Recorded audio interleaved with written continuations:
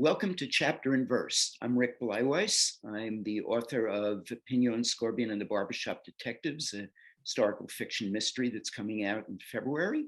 And I'm here to have a wonderful conversation with the fabulous Susan Purvis, who is the author of Go Find, but that's not the only thing she is. Susan's an outdoor aficionado and an educator, a world traveler. I mean, she has been in some of the highest, lowest, coldest, hottest places on the planet, been with indigenous cultures. I mean, a fascinating human being. And so, hi, Susan. And the stories just keep getting better and better, right? Exactly. So, before we talk about your best-selling book, Go Find, and the process of writing it and everything, for people who don't know you, tell us more about you than what I just summarized. Well, interestingly enough, I grew up on the southern shore of Lake Superior in northern Michigan, and my dad was a fisheries biologist, and my mom was a homemaker. Oh. And I think even by the third grade, I knew I didn't want my mother's life. She was raising 3 bratty kids. I was in playpens. She was cooking and doing the wash. Interestingly enough, right before my book was published, we'll say like in 2017, I finally told her that I never wanted her life. Oh, And, as writers, and we're trying to tell our truth, I held that secret for so long. And she looks at, you want to know what she said? She looked at me and she goes, well, I didn't want that life either. That happens. Yeah. So that's like one of my truths. I held on to that truth because I was too afraid to tell her. And then she didn't even care. It was like her truth back at me. So I think in a way, even though my mom didn't live in the outdoors, she was my #1 cheerleader to say, go out and live this big, beautiful life. Don't get stuck raising kids and being a subordinate to a husband and not have your own money.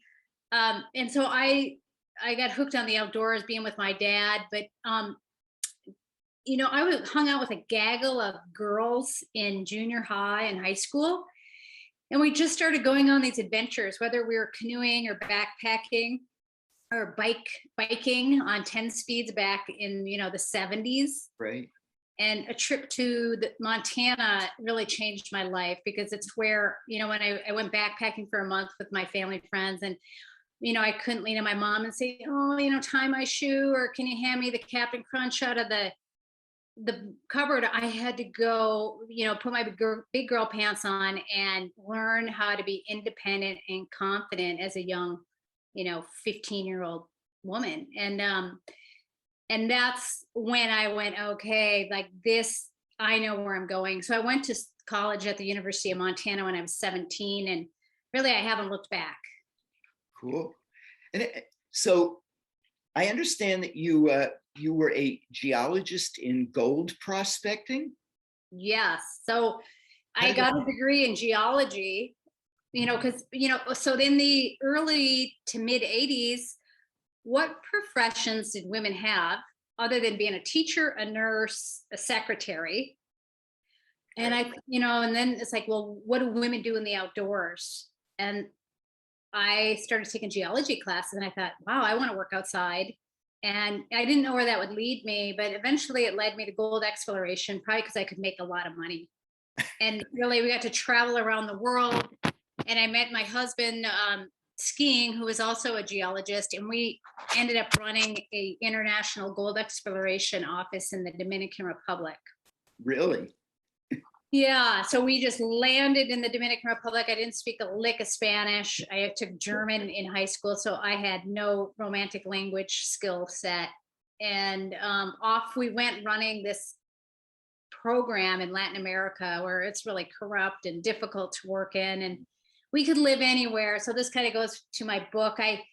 I wanted to live at the last great Colorado ski town, which was Crested Butte, Colorado. So our house was at 9,500 feet. So I like to say I had 1 foot in the snow, and I had 1 foot in the mud in the Dominican Republic looking for gold.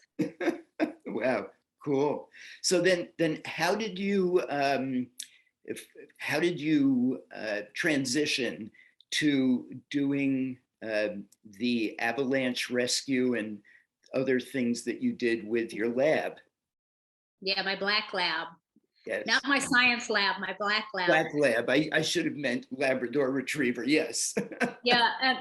Well, when I was working in the Dominican Republic, something was missing in my life. And I was 33. So this is, for your audience, there's a lot of people sitting around going, what am I doing? What am I doing in this commute? What am I doing in this office? This is not my purpose and my passion.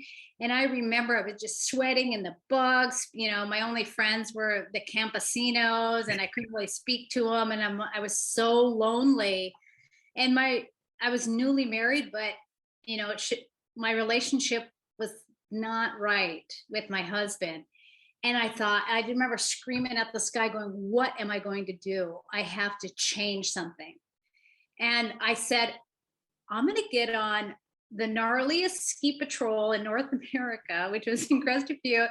And I want to make a living on my skis, saving lives. Okay. So the moment I'm in the ski patrol school, I'm one of two women.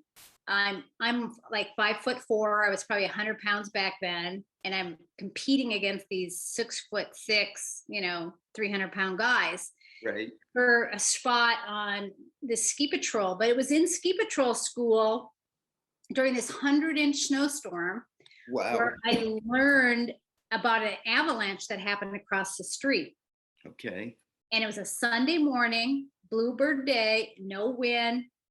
3 little toddlers, 6, 6, and 4 years old from Houston, Texas, were out playing in front of the condominium, waiting for the shuttle bus to bring the whole family back to Dallas, Texas, where they lived.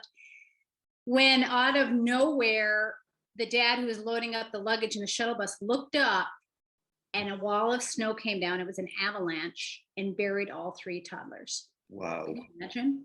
What? No, I can't imagine. No. And the year was 1989.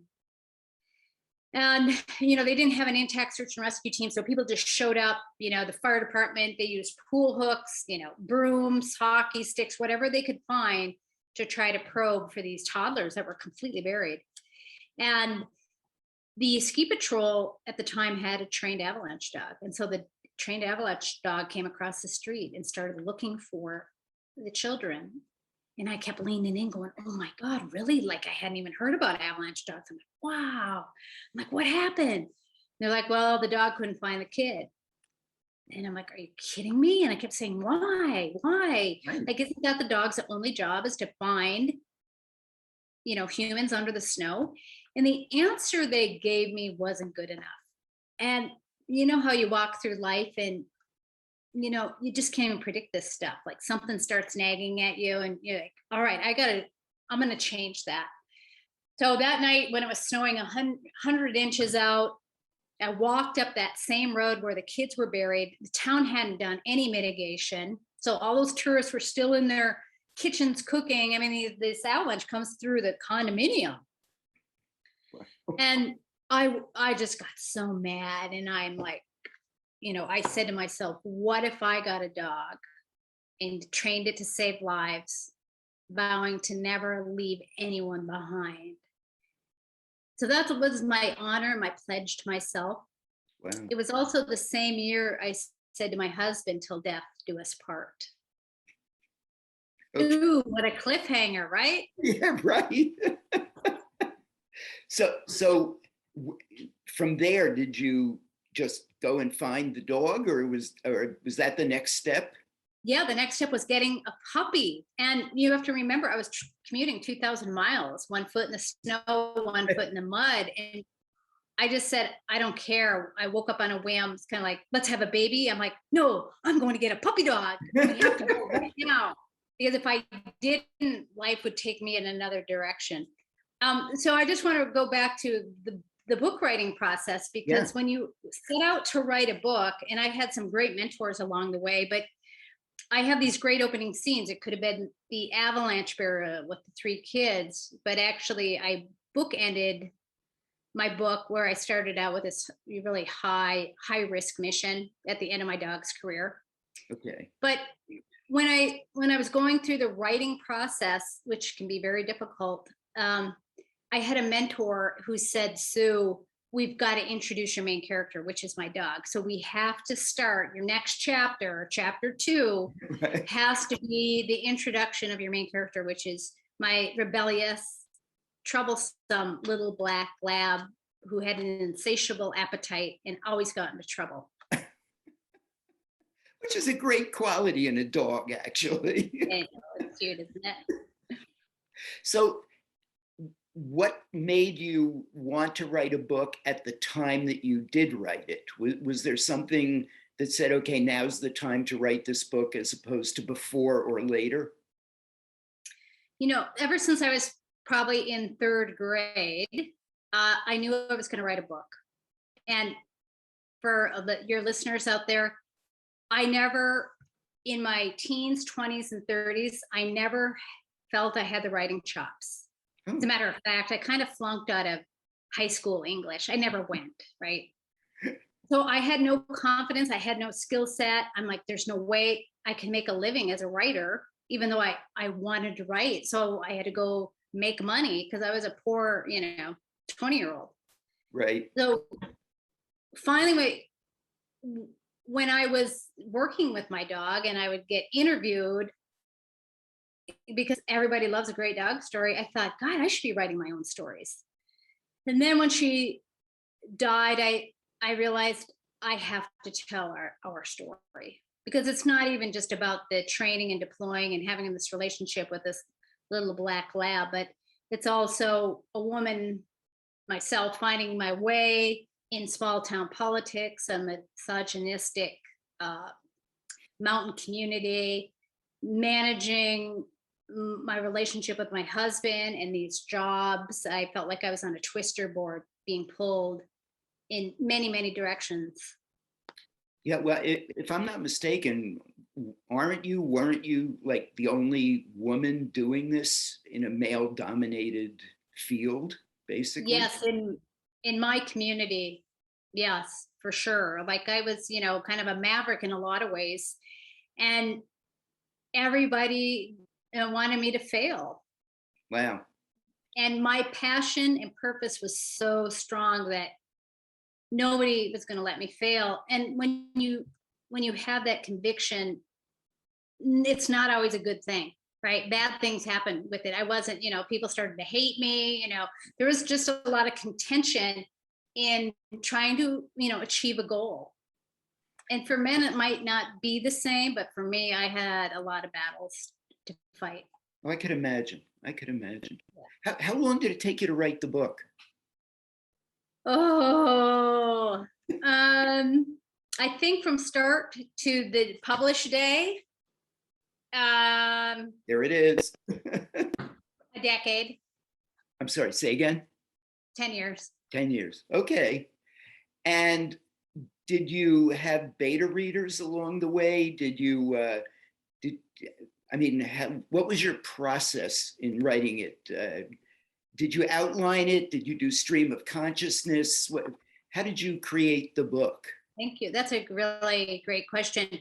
Well, I left Colorado, and my husband and I and my dog, who was retired, were like, we're going to move to Montana. I'm going to rekindle my relationship with my husband, and I'm going to sit down and write a book. Like, how perfect, because you have to be able to create space and live more simply to write a book, because time is money. Yep. And so I came to Montana, and the community I showed up at it, which is the Flathead Valley in North Carolina, it had an established writing group for 20 years. Wow. And they had a 20-year conference going. It's called the Flathead River Writers Conference. Okay. And I went to the first conference, and I'm like, oh my God, my people are here. Kind of like in book dog training, I had to surround myself with dog handlers and search and rescue people. And in the book process, I'm like, I'm around writers, and I started studying the craft of writing. And luckily on that first conference, I met a man named Larry Brooks who talked about story structure. Okay. And without it, I'd probably still be writing in circles. So I'm a huge fan story structure. And, I use like the 6 poles of a tent, right? The inciting incident, the midpoint, the resolution, and then there's some other points in there in between. And, I always had to just ask myself the fundamental question in my book writing process: could I train a dog to save a life? Okay. So everything always went back to, that and all the conflict, right? The first half of the book is all about the conflict, right? Right. And then the last part is, I'm the warrior. So I like to say orphan, wanderer, warrior, and martyr, right? So there's a lot of different ways. So having story structure set me on my way. And then I got into a writing group, a critique group, and we met like every week for probably 8 years. We were pretty diligent. I was in one of those as well. They're fabulous for authors to be part of. Yes. You have to surround yourself with writers and get honest feedback. It's like, what? This doesn't make sense. You aren't telling us what you shouldn't.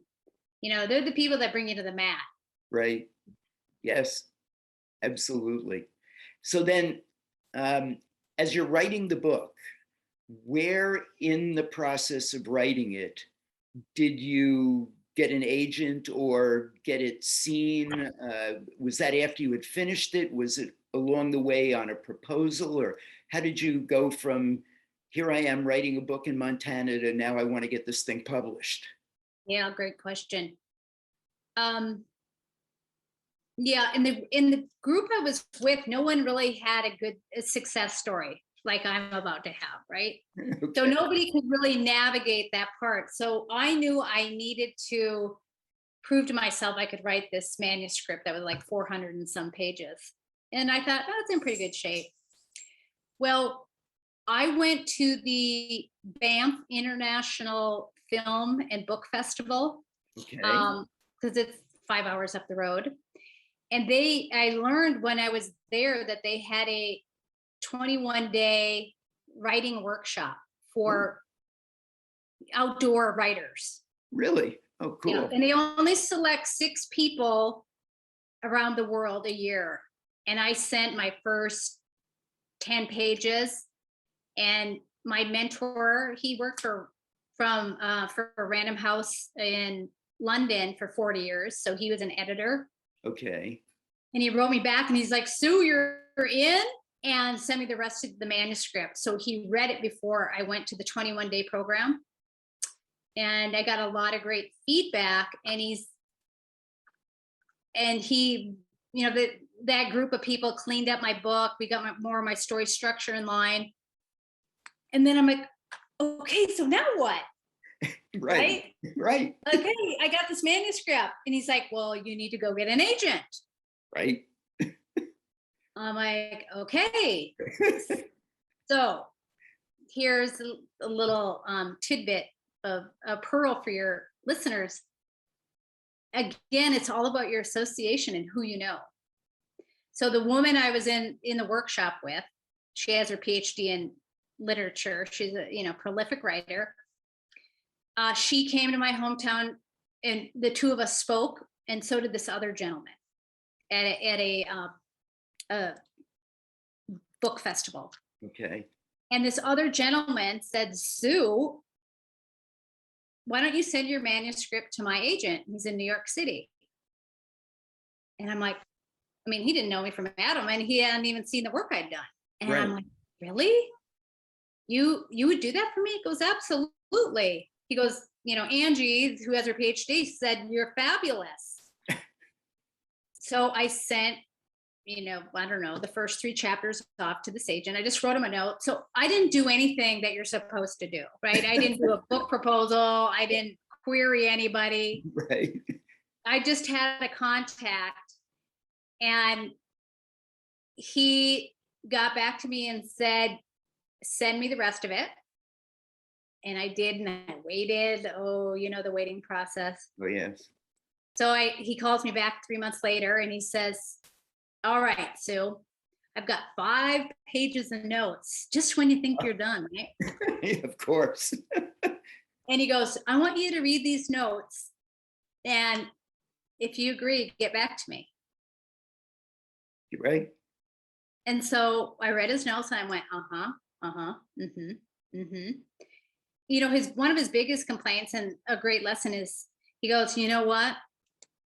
You're kind of 70% really bitchy and not taking ownership. And you got to even it out to 50-50. Okay. Right? And I went, yeah, you know, because when we write, it's kind of, sometimes it's the bitch session, right? Where just like, look what they did to me, la, la, la, I'm such the victim. And the reality is, you know, I'm 50% of the problem as well. Right?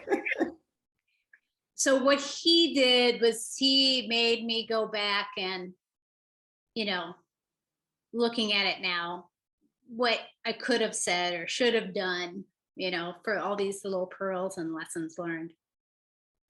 So I agreed to his terms. I agreed to everything he said. I fixed all of his comments, and I think he sold it to Blackstone within a couple of weeks.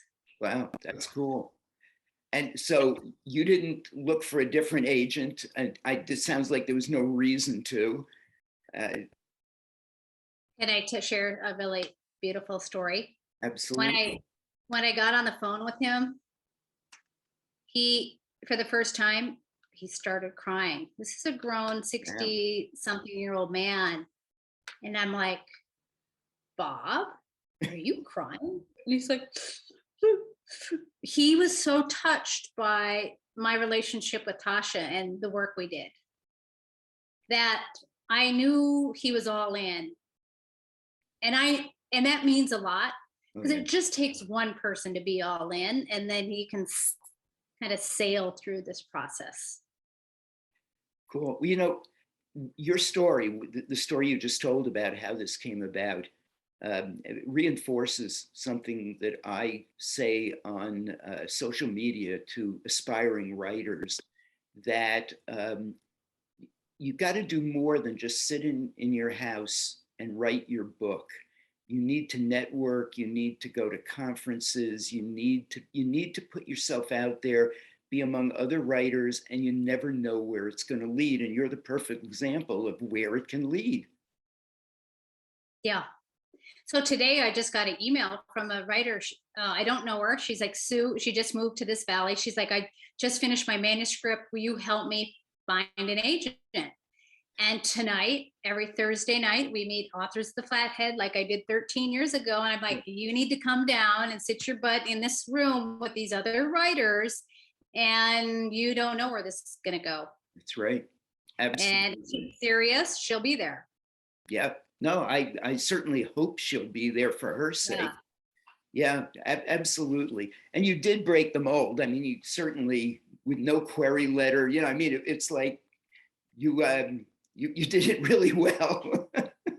Really well. Then I had to go back and do the book proposal because, you know, now Blackstone's asking me, well, who's your target audience? And, you know, so at some point you have to do all of that. I didn't do it beforehand because sometimes you just don't even know the answer to some of this stuff. And I'm assuming that once Blackstone took it on, we assigned a developmental editor to it to work with you, or was it not needed? Well, it turned out my agent also was an editor at Simon & Schuster for 20 years. So he really cleaned it up. There was just very little, but I did get assigned an editor. And it was great. She had been one of the Blackstone editors. She lived in New York City, never had a car, never really left the city. She had no idea about my world. So, you know, I had to like slow it down sometimes, you know, and explain a little bit more clear what I'm talking about. Yes, no, I get it. Yeah. So you've also, if I'm not mistaken, narrated your own audiobook, correct? I did. And what was that like? Well, I had to try out. Okay. So I want to tell you this story. So the word was, I could read my book, and I thought, I'm going to do it. But first I had to try out because Blackstone is the best, right? And I went on a ski trip, 7 hours in a car with studded snow tires. And my friend, who's older than me and couldn't hear in that ear, I said, we're going to go on this ski trip. And for 7 hours, I'm going to read my memoir to you out loud, right? Right. Both ways. So I'm like, blah, blah, blah, blah, you know, like I'm screaming through the car. So then, like 2 days after I got back, I'm going to meet with Jamie Matler. So not only is she the audio engineer, but she's also a coach and a director. She's like she was perfect. So I get on and she's like, read me the part of your book. And I'm like, you know, I'm full of animation and I'm screaming at her. And she's like, Sue, you're going to be like this far from the microphone. Right. And I'm stumbling and mumbling. And she's like, oh, I don't know. And I'm like, please, like, give me some homework. So she gave me some homework. She told me to listen to like 7 audiobooks, her favorite. Okay. And then don't read my stuff, read somebody else's stuff, like an hour a day. Okay. We were going to loop back like in another 2 weeks. So I met her again and I still kind of mumbled and fumbled. She's like, right? Because her reputation's on the line. Yes. And then I'm like, let me practice a little bit more. So I met her again like in 2 weeks and she goes, all right, I'll take you on. You're going to be my little project. Oh, good. So I was able, Blackstone sent me to New York City, both for the book expo. Right. And I stayed in that studio and narrated my audiobook. And how long did it take you? Well, let's see, I started on a Monday morning and I think my flight was for Friday. They're like, oh, you can get this done in just a few days. Kind of like writing a book, right? It should only take me a couple months to write a book. After the first day, I was only on page 17. And my book's like 400 pages. I'm like, there's no way I'm going to get this done. So, and then what I learned in the audio narration part is, you know, Blackstone is so meticulous and so good that they take our copy in New York City and send it to Oregon. Yes. And I think 2 more people listen and read. Yeah. And then they send back the corrections that I have to redo. So we do that twice a day. And I went, whoa, I didn't even realize that they could edit and cut. Because like, how am I going to read this without mistakes? So they were, you know, just a fabulous team to work with. So I ended up, I think, changing my flight twice. We had to come in on Saturday and we had to come in on Sunday morning to get those final edits. But I sat there for 40 hours for a 13-hour book. Oh, I totally believe that. In fact, I think you did very well because many authors who read their own audiobooks are like 5 to 6 hours for a finished hour. I think you did quite well. Yeah, I heard I did quite well. But a memoir probably is easier than a novel, right? Well, it's also interesting because consumer surveys that are conducted by the Audio Publishers Association and others, they're finding that audiobook listeners are very sophisticated in the narrators that they're listening to, and that in fiction, they really want it read by a professional narrator. But in nonfiction, they'll cut authors slack because it's the author's story. So yeah, I agree with you. It's way better in nonfiction for an author to read their book, and they bring a credibility to it. Right. Yeah. So did you have any other funny incidents that took place during the, or just the whole thing was an interesting incident? You know, narrating, yeah. I have so much respect for, you know, audiobook production. And I could see, you know, really the engineer is the only person in the room besides the reader. Right. And they're just kind of get through their job. And I got like the extra special, I got I call the red carpet treatment because I had Jamie and she cared. She was invested in me, and she's like, "Stop! You've got to, punch that up." And we would, Right. some lines I would read 12 times because it wasn't good enough. She'd be like, "Do it again, do it again," and I'm like, "No," and she'd like, "Do it again," until we would get it right. And I wouldn't imagine, other organizations, their engineers just like doing their job, and they don't really care what the Yeah. author's saying. Well, having, in full transparency to everybody that's watching, I do work for Blackstone in addition to being an author, and I've been there 15 years. And I would just say that one of the things that has always pleased me about working in the environment is the dedication to quality. I think it's one of Blackstone's hallmarks that they care about that. Yeah. And I can notice their brand now. I can say, oh, just on a print book. Ooh, that's a Blackstone book. Yeah. I see Yeah. it. Their So, books are beautiful. is there anything in retrospect you would have done differently in the writing of the book? Or you just totally loved the way it came out? You wouldn't change a word of it at this point? My advice is, like anything, if you've got money, hire a coach, Okay. because it's painstakingly difficult. Like if you're, either you're like a really good writer over here, or you have a really good story.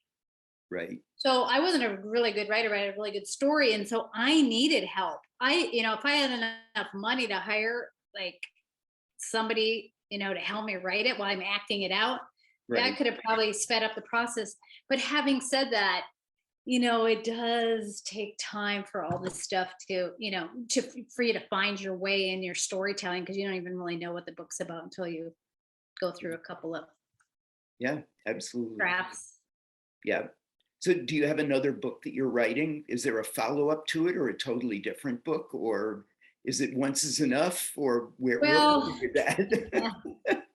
Well, I could really be cranking out the children's books because, from the dog's perspective, I have, so many stories. The other one, I either want to write the things that, the book called The Things I Do for Money, all these crazy jobs I've had around the world, which we haven't even really had a chance to talk about. So those are some ideas that I'm working on, or some big adventure memoir now too, of what I've learned traveling and the places I've been. Oh, that's cool. It'd be a Yeah. fascinating book. Yeah. So talk about some of those. You said you haven't spoken about some of the things you've done around the world. Talk about them. Well, interestingly enough, part of my finding my independence when I was actually in high school, for my 16th birthday, I told my parents I wanted a 10 speed, and I just got on my bike, and I think I went for a 100-mile bike ride. Right. And then when I was in college, I said, I was broke. I'm like, I think I'm going to ride my bike from Montana to Alaska one summer, because I could just camp and bike. Wow. And then from there, I went, I got on after I graduated from college. I said, I'm going to ride my bike around Australia and New Zealand. I didn't get around Australia. I started biking in Australia, and I said, oh my God, this place is too big. So I just found my independence, back that was like, I was on $7 a day budget. I would eat a bag of kiwi fruit. I could camp anywhere. No one was going to mug me or rape me. I don't know if I could do that now. I mean, the things, just hitchhiking across Canada with my bike because I had to get home. I'm just like, my poor parents, right? Yeah. But part of the journey I went on when I got into my search and rescue career is I became a wilderness medicine specialist. So I finally phased out of geology and started teaching wilderness medicine and teaching people to be leaders and risk managers. And so I've been asked to be a medic in the hottest place on earth, the coldest place on earth. And I started a high altitude medical school for the Sherpas who climb Mount Everest and the Africans who climb Mount Kilimanjaro. Wow. So my way to give back, because I can, is to, teach people how their body works, so they can help others and help themselves and help their families. So I've done probably 7 courses in the Mount Everest region over the Wow. years. And that gives me joy. I bet it does. Totally bet it does. So I understand. I'm just looking at some notes that I made. So I understand that you've come to the attention of the Oprah show. You've been in some way involved with the U.S. Secret Service, the FBI, and the Navy SEALs. I'm assuming that's all search and rescue. It's in print, so I mean, I'm going to say something. But also the Smithsonian, and I mean, National Geographic. I mean, it's just, wow, fascinating life, Susan. Well, and also I'm like, darn it, I want a story in the New York Times. Okay. I finally got one in. All right. So you guys know you can do 100-word essay, tiny love stories, and they loved mine and they printed it, and then it went into a book. So heck yeah, right? That's so I've had a company for almost 25 years, and I teach wilderness medicine and avalanche courses. So I've had all these people come to my courses, right? And most recently, the Navy SEALs. So I'm a chick teaching all these dudes. I'm the only chick teaching these guys. It's a lot of fun, right? Yeah, I bet it is. A different life experience. Yeah. Oh, absolutely. It's fascinating. And so what's in the Smithsonian? No, I did I went on a writing assignment after college. My friend was the writer, and we flew his Cessna 177 from Montana to the Amazon and back to report on the Amazon. Wow. And so, yeah, that was quite, I mean, I haven't even talked about that story anymore. So we spent 3 months living with the natives because we were in an airplane and we could land on their airstrips. And it was back in 1989 when the destruction of the rainforest was just happening. Right. So I think I have 17 hours of footage from the airplane and interviews on the ground and documenting the burning of the rainforest.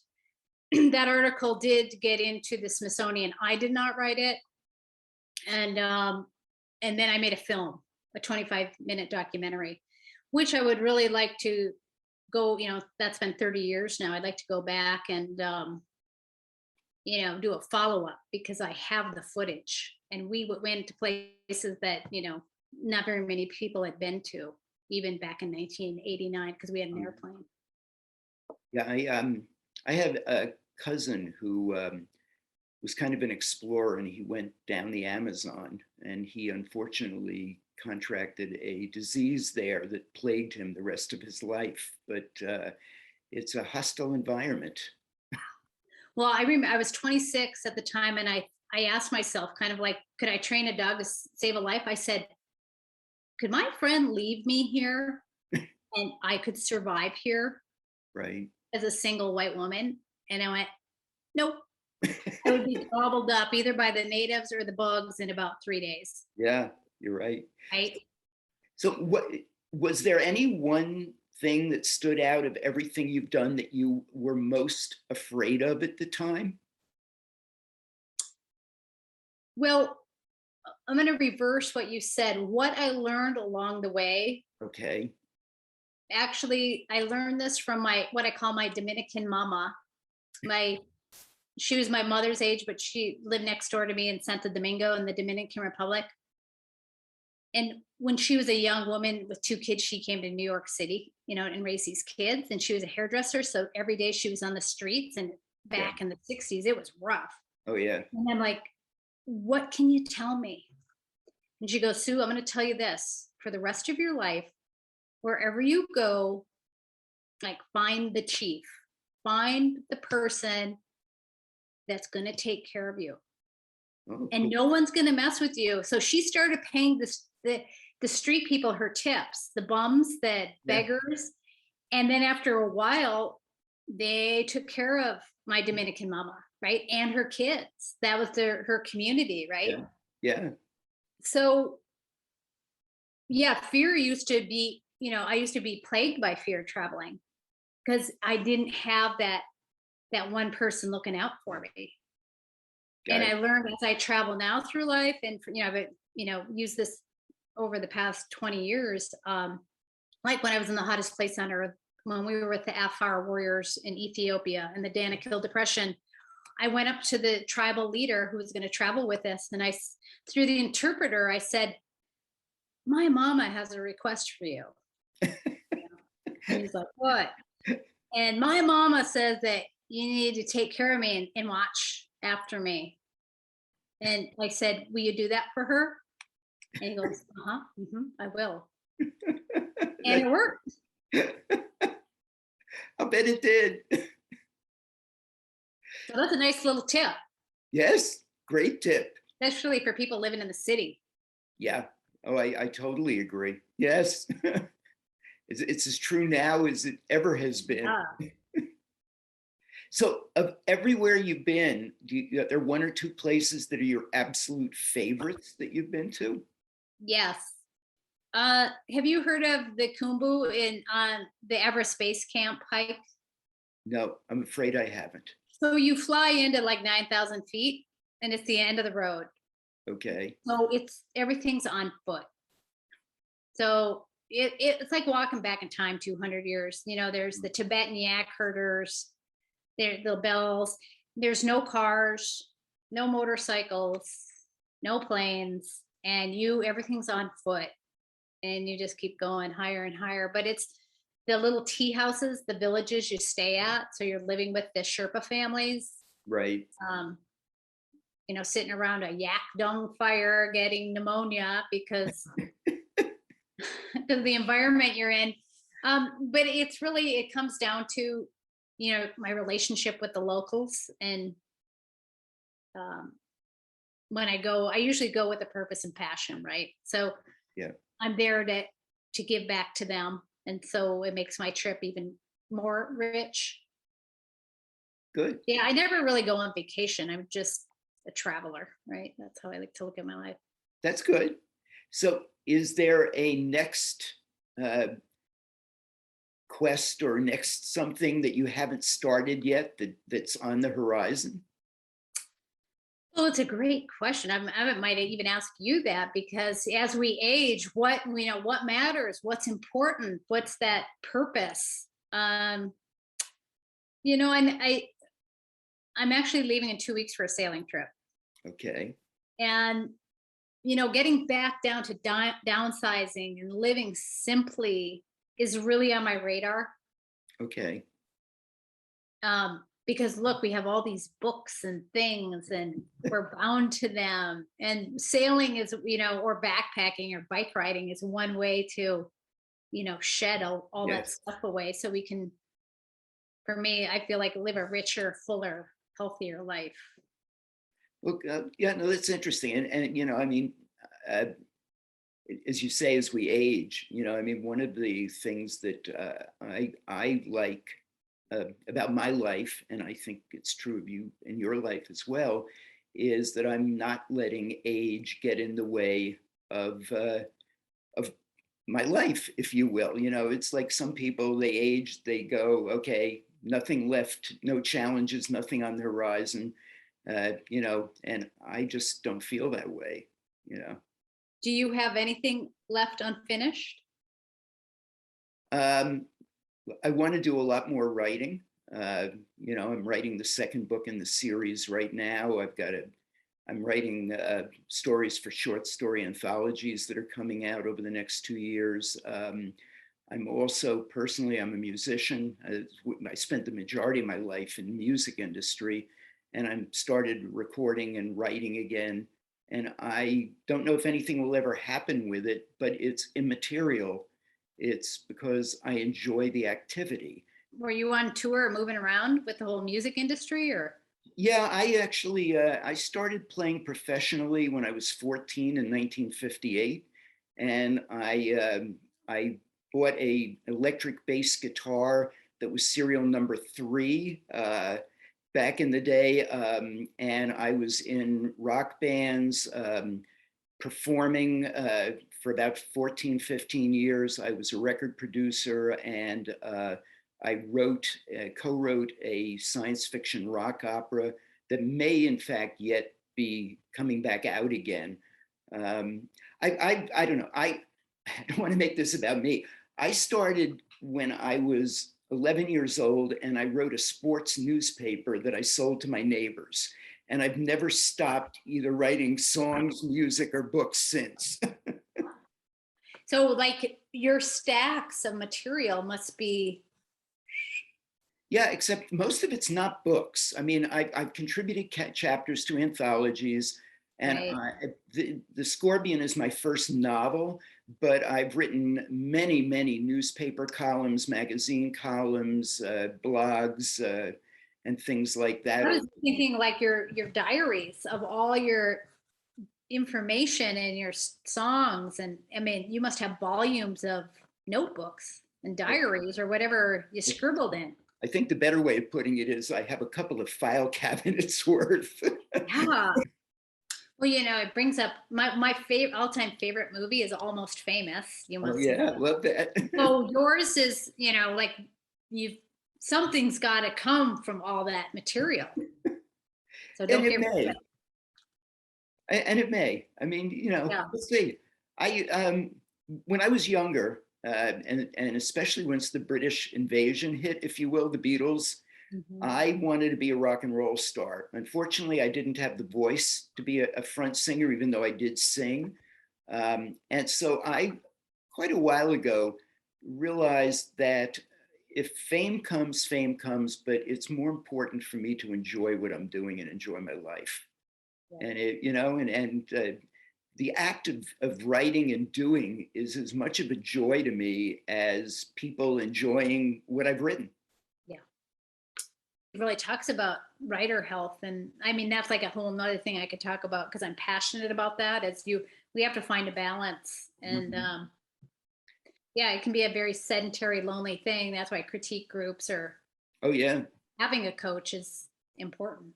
Oh, I agree. Yeah, I also meditate, and I've uh, I've been indulging over the last number of years in manifesting. I don't know. I just kind of like. I think life's an adventure, and you should grab it by the horns, shake it, and see what falls out, and try things. I do have one more question for you. Sure. So what you are the director of new development at Blackstone. Did I say that correctly? Yeah, I'm a direct a new yes, new What does business. that mean? Tell us about that job description. Oh, well, it means I kind of get involved in a lot of things that go on in the company.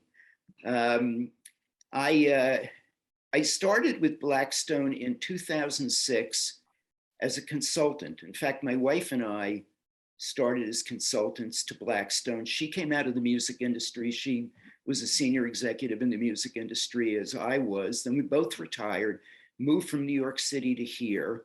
And I joined all sorts of nonprofit boards. And I just found that I was still a little bored and that I had this knowledge built up over the years from New York business, if you will, that was Right. going to waste. And we got introduced by a friend of ours owns the audio rights to Winnie the Pooh. And he came down here to license them to Blackstone. He stayed with Deborah and me. And he mentioned us to Craig Black, who owns Blackstone. We met for lunch. And Craig literally said, I have no idea what I'm going to do with the two of you, but I know you can add something to my company. Oh, And sweet. Oh my God, that's so and so we started consulting, and we were on the first board of directors. And my wife retired fully, and I stayed on and then joined the staff, if you will.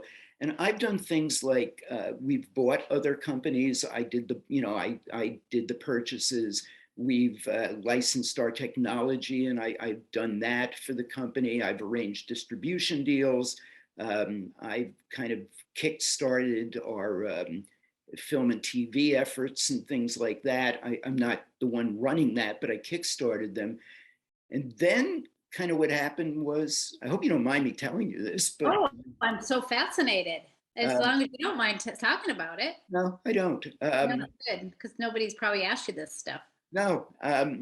What happened was one day the CEO came to me, Josh Stanton, who you probably know or met, and Josh said, I'd like to be able to get the audio rights to Gabriel Garcia Marquez. And I've been told that nobody's going to ever get them. And what do you think about trying? So I said, sure, I'm up for anything. You know, I was always good at research, and I was good at working with people. So I started interacting with his agent. I was told by many people in the industry, you're never going to get it. Well, it took me 2 years, but after 2 years, we finally got it. And then we got Pablo Neruda. And then basically I was not doing acquisitions, but Josh kept saying, well, you're good at this, so keep doing acquisitions. So I was doing all this other stuff that I was doing for the company, and I was starting to do some acquisitions work. Then one of our acquisitions people retired, and we had a shortage until we found a new one. So I got more involved with acquisitions. And then we decided to start the print and ebook part of our company. And so Josh said, can you kind of do what you did for the audio? And so I went out and I arranged for us to get PC Cast and Rex Pickett and the James Clavell catalog and the Gregory MacDonald, Fletch and Flynn catalogs, and kind of, helped jumpstart that. Well, it's funny because in writing, probably one of the most important things for a writer is to get in and get out. Right? That's what you did. You get in and you get out. You have to do that in a scene. Every scene, you got to get in late and get out early. Yeah. So I like that, the way you roll. Thanks. And then now I'm writing novels too. And, it's just like that was the next evolution in my writing process. You probably have one of the best jobs on the planet, really. I think so. You created this amazing work for yourself, for sure. And it's also, I will tell you, and I'm saying this because I believe it's true, Blackstone is an incredible culture and environment. I've worked in many corporations. I've worked in multi-billion-dollar corporations and startups and everything in between. And a lot of them talk about, we're a family, but they're really not. Blackstone really is a family. A lot of people that work there are related and are friends since high school. And it's like a sculling team. Everybody's pulling the oars in the same direction. It's the egos are in check. And that's just very rare. I didn't tell you this. So I'm from, Montana, first time author, right? I've got my agent. I got my book is sold to Blackstone. And then they're like, well, you're going to Book Expo in New York City. Okay. I'm like, oh, cool. And I got a little, signing. So I get in my hotel. The next day I go to Book Expo. I get out of the cab. It's the Javits Center. Yeah. There's only 6 book banners on the front of the Javits Center. And I get out and one of them's mine. Yes. But nobody even told me. I'm like, are you guys kidding me? I made, I was next to, I forgot the name. A famous writer, like his cover was up there. I'm like, I can't believe nobody told me those stinkers. Well, there's sometimes it's good to have a surprise. And I remember that. I was there and I remember seeing your banner. So. Yeah, I know. I'm like, wow. So that was fun. Yeah, like that was it was the red carpet treatment. I brought my 60-something-year-old writing mentor with me. I call her my midwife. She kind of helped me birth my book. And she always dreamed of that would happen to her, or she would be on the other side, and she would be in New York City in the publishing industry. So I invited her because, we just, the friendships through the writing process. And her and I shared my hotel room, and we had the best time. And she was so gracious and grateful, because she got to go everywhere I got to go. And without her being there, it would have never been the same. And she felt like she was a queen for like 3 days. Which is great. That's really nice that you can give that to someone else. Because, you know, you guys in the business are used to it, right? I don't know. I don't know that I ever get used to it. Yeah. You know, it's just very cool. So is there anything else you would like to impart to authors before we end this today, or anything else you'd like to say about it? Anything that I haven't asked you where you go, you should have asked me that? Well, here's some nuggets. There's really 4 things you need to do if you want to write. You Okay. need to read a lot, write a lot, hang out with writers, and study your craft. Amen. Boop.